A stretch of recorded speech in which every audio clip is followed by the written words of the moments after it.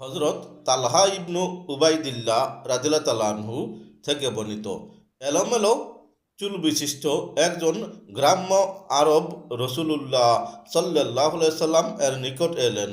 তারপর বললেন, ইয়া রাসূলুল্লাহ সাল্লাল্লাহু আলাইহি সাল্লাম, আমাকে বলুন, আল্লাহ তাআলা আমার উপর কত ওয়াক্ত সালাত ফরজ করেছেন?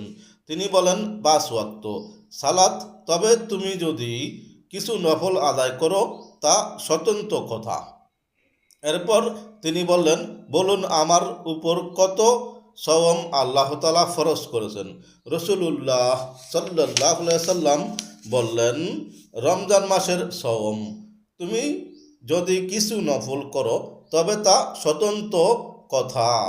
এরপর তিনি বলুন আল্লাহ আমার উপর কি পরিমাণ যাকাত ফরজ করেছেন?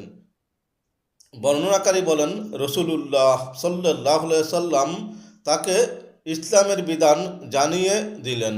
এরপর তিনি বললেন, ওই সত্তার কসম, যিনি আপনাকে সত্য দিয়ে সম্মানিত করেছেন, আল্লাহ আমার উপর যা ফরজ করেছেন আমি এর মাঝে কিছু বাড়াবো না এবং কমাবো না। রাসূলুল্লাহ সাল্লাল্লাহু আলাইহি সাল্লাম বললেন, সে সত্য বলে থাকলে সফলতা লাভ করলো, কিংবা বলেছেন সে সত্য বলে থাকলে জান্নাত লাভ করলো। হাদিস সহিহ বুখারী, হাদিস নং 1891।